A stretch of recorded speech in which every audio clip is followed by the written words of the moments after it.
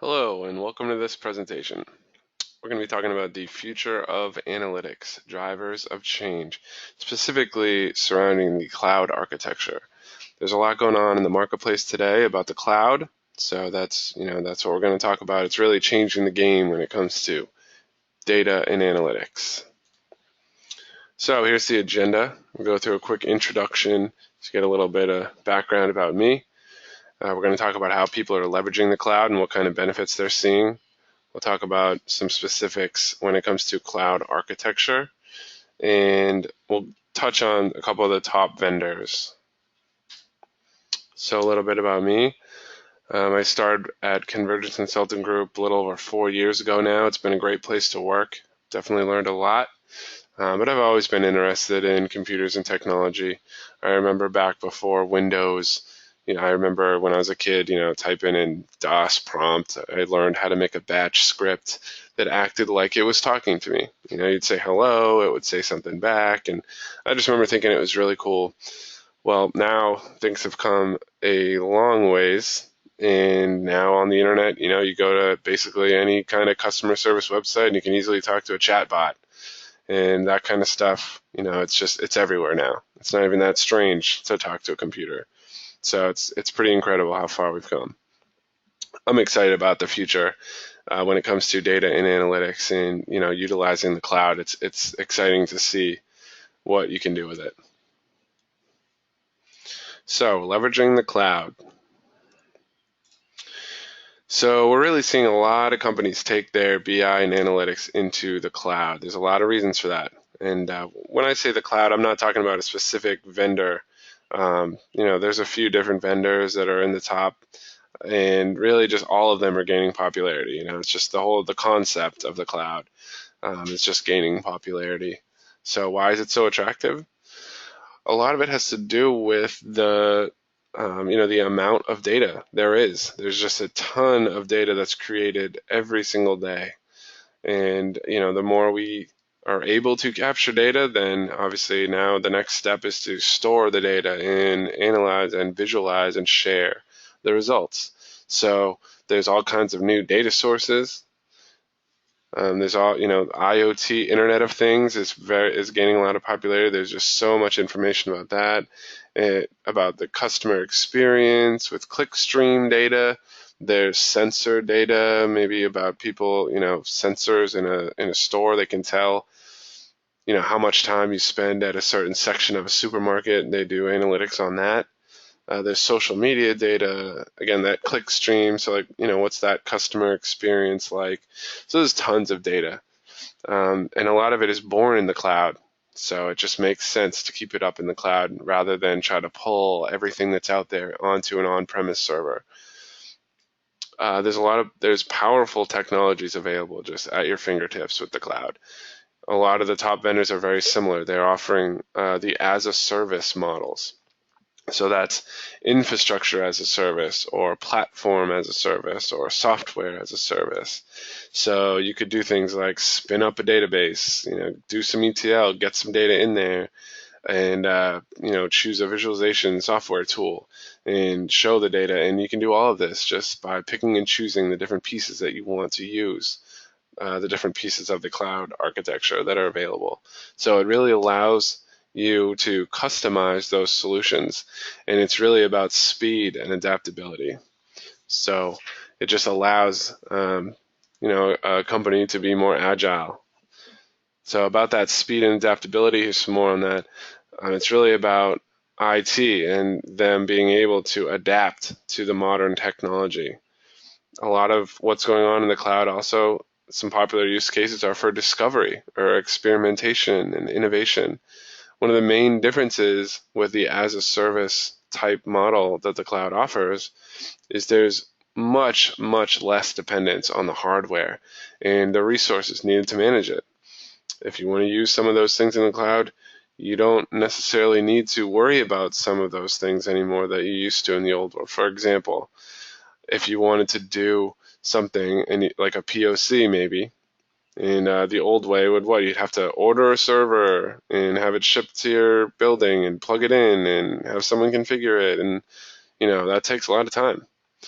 Well, I can tell you right now, at Convergence Consulting Group, we have an IBM Cloud set up, among others, but that's the one that I've been using. And I could go in there and I could say, you know what, I want to create a DB2 database up here.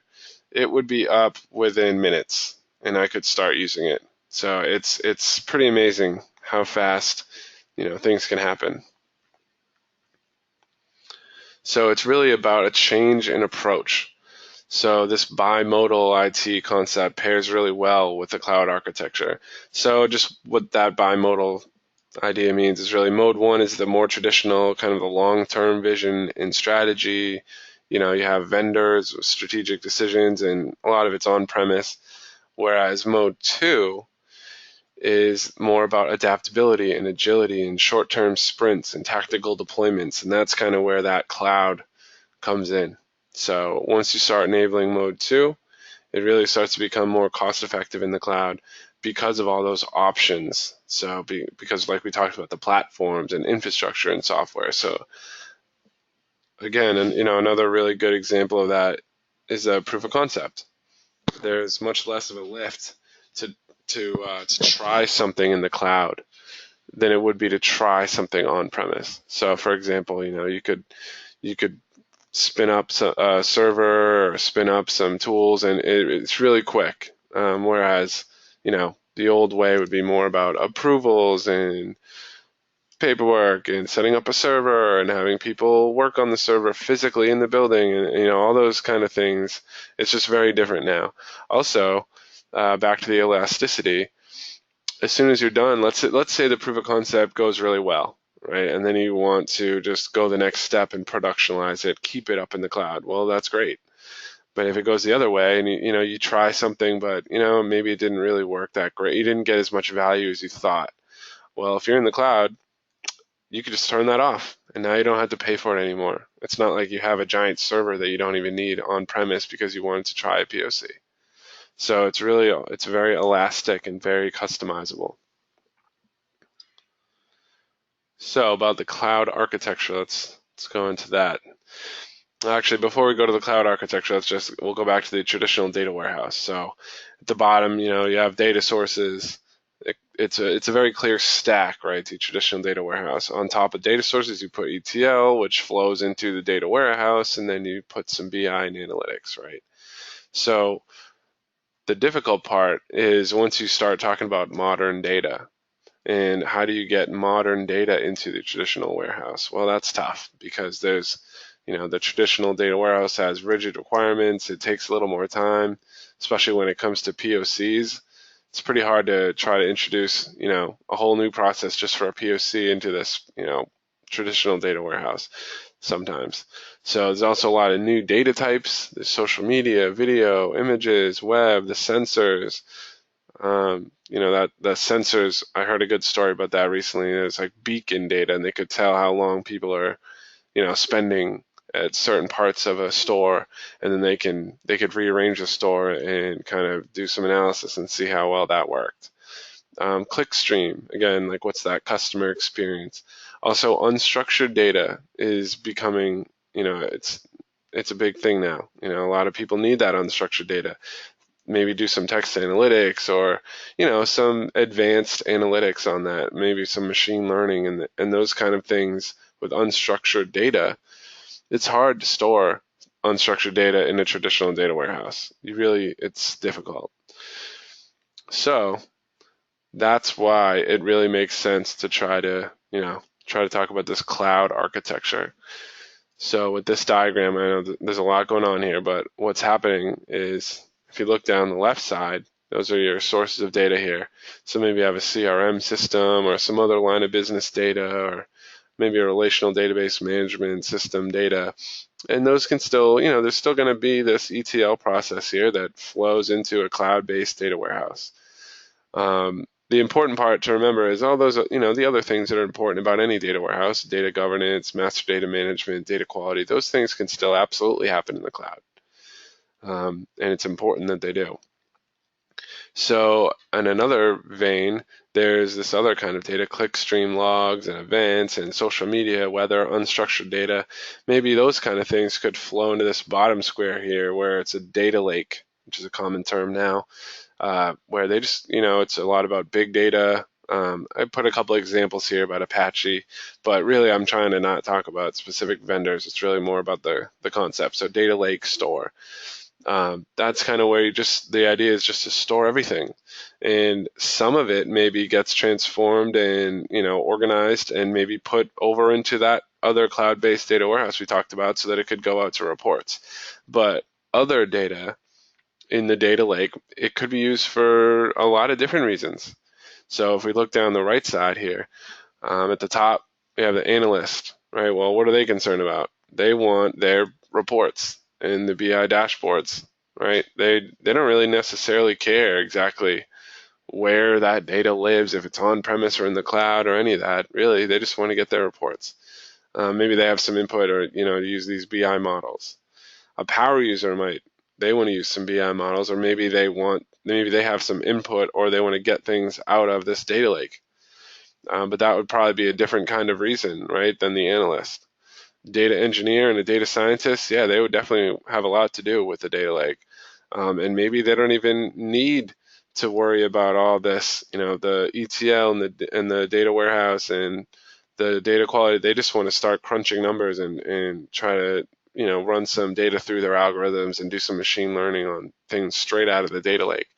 So the point is, with the cloud architecture and some of these concepts, it's very flexible, and the time to value is quick. You could throw some data from social media into the data lake, and then it could just go straight over to that data scientist, and they could try to do some things, and you don't necessarily have to try to worry about how you're going to get it to fit in a traditional data warehouse, or how do I get it to join with my other company data.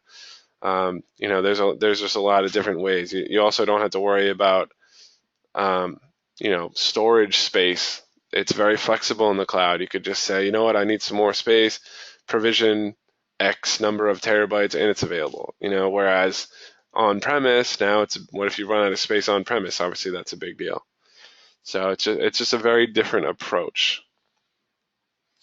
Speaking of approach, when it comes to unstructured data, especially unstructured big data, the data movement is now kind of following this new acronym, LETS, instead of that traditional ETL.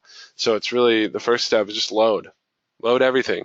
Load whatever data that you want to start storing. There's so much data out there, just start saving it.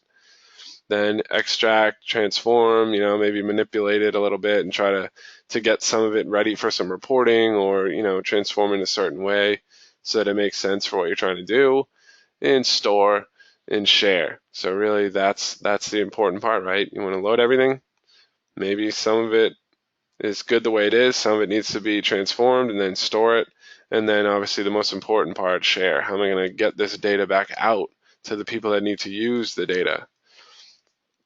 So the point is, the fundamental processes that we've been used to for a long time are really adapting, and it's to keep up with that modern data landscape. There's just so many more options of, what kind of data, and all kinds of new places to get data and new ways to visualize and share. So some of the top vendors real quick. There's Amazon Web Services. IBM Cloud is definitely on the rise. Microsoft Azure is very powerful, and Google Cloud Platform also. These are not all of them. There's other ones too. There's definitely a lot of cloud competition going on, which is great for the end consumer. It's really just making all of them better. I would say Amazon Web Services definitely has, they got a jump start on everybody. They're in the lead. Microsoft Azure, super powerful. A lot of options on there. It definitely pairs well with SQL Server and all the other, Microsoft Office suite, all of those things. They all are working great together. IBM Cloud also, just because of, IBM has a lot of different analytic tools and powerful offerings available. And same with Google Cloud Platform. Again, all of these different services are really all similarly structured in that they're doing infrastructure as a service, platform as a service, software as a service, and it's really just the same concept across the board. It's letting somebody come in and customize their solution with what they want to do. So that's really the main benefit of the cloud here. It's customizable, it's flexible, it's agile, and that's really where a lot of the world is going now. So if you get a chance, go out and try it. I'm sure IBM, I know that they have a trial version. You can go check it out, IBM Cloud. I'm not totally sure about the others, but there might be. Go do some research and look into it, because it's definitely what is happening now.